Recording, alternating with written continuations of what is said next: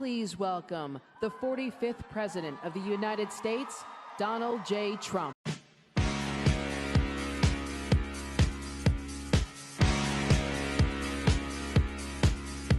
Do you miss me yet?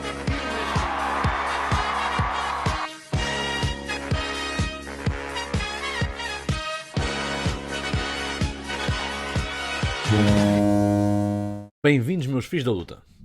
Passou pouco mais de um mês desde a última grande intervenção pública de Trump, mas o ex-presidente americano dominava tanto o ciclo mediático que esta ausência pareceu uma eternidade. Trump falou domingo, dia 28 de fevereiro, na CPAC, a Conferência de Ação Política Conservadora, em Orlando, na Flórida. Durante hora e meia, dirigiu-se ao Partido Republicano, ao povo americano e ao mundo, num discurso em que manteve o seu tom habitual, galvanizando a audiência e merecendo várias ovações de pé. Vamos resumir a sua intervenção em 5 pontos essenciais. Who knows? I may even decide to beat them for a third time, okay? Beat them for a third time. Primeiro ponto, Trump 2024. Trump deixou em aberto a possibilidade de se candidatar uma terceira vez e confirmou que não vai criar um terceiro partido. I am not starting a new party. Trump silenciou os boatos de uma cisão que, tendo em conta a sua popularidade com a base do partido, não faziam qualquer sentido.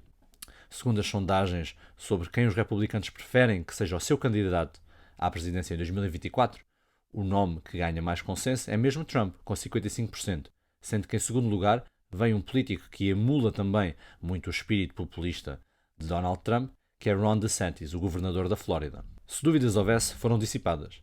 O Partido Republicano continua a ser o partido de Trump. Pode haver oposição por parte de algumas figuras neoconservadoras ou líderes mais séniores do partido, como Mitch McConnell e Liz Cheney, mas os números e a atmosfera mostram-no claramente. O partido, a base, está com Donald Trump. Trump não cedeu às críticas intrapartidárias e comprometeu-se a fazer campanha nas eleições primárias pelos candidatos que defendessem a sua visão e a sua facção mais populista do partido.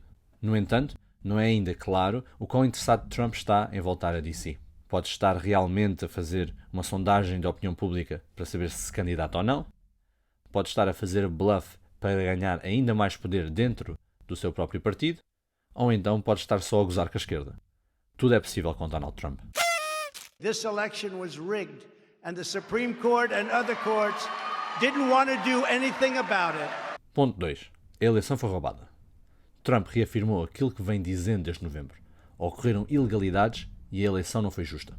Apresentou a alteração de normas eleitorais por governantes e juízes locais, quando, segundo a Constituição, apenas os legisladores estatais o podem fazer, como o exemplo mais incontestável de adulteração na eleição. Sem reservas, acusou o Supremo Tribunal, do qual 3 dos 9 juízes foram apontados por si, de não ter tido coragem de agir neste caso, dizendo mesmo que deviam ter vergonha pela sua falta de ação. Menciona o artigo do New York Times que detalha o esforço da esquerda e do lado democrata para o derrotar numa campanha sombra, bem como a incongruência nos resultados, especialmente nos swing states, como os exemplos de que houve fraude na eleição. Mas Trump não se queixa apenas do passado. Detalha também os passos que são necessários para garantir a segurança da próxima eleição. Limitar a votação a um dia, promover o voto presencial e exigir a identificação do votante.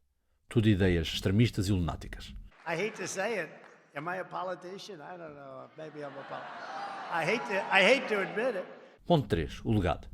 Trump mostra orgulho e confiança nas políticas que ele implementou, contrastando-as com as políticas de Joe Biden e da sua nova administração. Defende a abordagem do seu governo à pandemia Covid-19, dizendo que os conservadores não se podem esquecer de que foi a sua administração que conseguiu agilizar a produção e distribuição da vacina, algo que tem consequências a nível global. Fala no milagre médico, um termo não muito errado quando se considera o tempo normal do desenvolvimento de uma vacina. Neste tema e noutro, ridiculariza Joe Biden, acusando-o de estar senil, e também Fauci, trazendo à baila as já amplamente reportadas e satirizadas mudanças de opinião do doutor. No campo da cultura e comunidade, condena também as medidas do novo governo em relação aos indivíduos transgêneros, medidas que permitem a que homens biológicos compitam desportivamente, partilhem balneários e outros espaços com mulheres. Defende a sua postura de segurança apertada na fronteira, por oposição às políticas da nova administração, que acusa serem de open borders, de fronteiras abertas. Trump garante que a amnistia que está a ser oferecida por Joe Biden aos imigrantes ilegais irá originar um ainda maior fluxo migratório, com consequências muito graves para a economia e segurança dos Estados Unidos.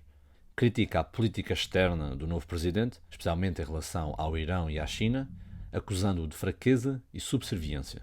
Também em relação à China, denuncia o tratamento especial recebido por algumas organizações, como a Organização Mundial de Saúde, e também o estatuto especial em acordos, como o Acordo de Paris para as Alterações Climáticas. Trump diz mesmo que quer um mundo dominado pelos Estados Unidos e não pela China, tomando uma posição naquela que é, na sua essência, a única verdadeira disputa geopolítica. A confiança é reforçada e não há recuo de qualquer espécie na sua visão. Biden pode tê-lo substituído na Casa Branca, mas Trump não muda o discurso daquele que o elegeu em 2016. Many people have asked, what is Trumpism? A new term being used more and more. I'm hearing that term more and more. Ponto 4. Trumpismo. Trump admite que o termo não foi criado por si, mas define-o com exatidão. Trumpismo são bons acordos comerciais que beneficiam a América. Trumpismo são baixos impostos e menos regulamentação. Trumpismo são fronteiras seguras e forças armadas fortes. Trumpismo é a lei e ordem, sem motins nas ruas. Trumpismo é a defesa literal da Constituição. A partir desses ideais, identifica aquilo que o Partido Republicano, ou Partido Trumpista, deve defender. Primeiro, bons empregos. Depois, famílias fortes e unidas. Comunidades seguras. Fala também no respeito pela história, legado, heróis e bandeira americana. Defende também uma oposição à ditadura do politicamente correto e da cancel culture, algo que vai de encontro ao tema da CPAC, da conferência, que é America Uncancelled. We reject cancel culture. Ponto 5. Liberdade de expressão. O direito a falar livremente é a primeira emenda da Constituição dos Estados Unidos e a liberdade mais fundamental. Sem esta liberdade, não existem todas as outras, e o ex-presidente faz questão de terminar o sumo do seu discurso debatendo esta questão. Acusa os democratas de silenciarem vozes conservadoras e denuncia o socialismo como o caminho para o comunismo e políticas totalitaristas. Pede que seja levantada a imunidade das grandes empresas tecnológicas sob a Section 230. Esta escusa tem permitido às Big Tech manterem-se isentas de responsabilidade sobre o conteúdo na sua plataforma, ao mesmo tempo em que exercem controle editorial e censuram quem acham por bem censurar. Trump pega o touro pelos cornos e chama os bois pelos nomes. Diz que é a altura de desmantelar os monopólios da Big Tech, Google, Twitter e Facebook. Se analisarmos bem, não há instituições mais poderosas e valiosas do que as Big Tech. Google, Facebook e Twitter são tão poderosos que censuraram o próprio Trump quando este ainda era presidente dos Estados Unidos, supostamente o cargo com mais poder do mundo. A guerra contra os gigantes tecnológicos já há muito estava comprada, mas Trump cava agora ainda mais fundo as trincheiras na luta pela liberdade de expressão. É David contra Golias. Esperemos que 5 pedras cheguem. A Republican president will make a triumphant return to the White House, and I wonder who that will be. I wonder who that will be. Este discurso é de um significado e simbolismo enormes. Cimenta Trump não como um ex-presidente, não como uma personalidade, mas sim como uma ideia. Donald Trump é provavelmente a figura mais controversa e incontornável do século XXI. E mesmo quando se retirar da arena política ativa, a sua visão irá permanecer e fazer escola. Os filhos da luta despedem-se por hoje, mas voltarão em breve. Até lá, continua a lutar.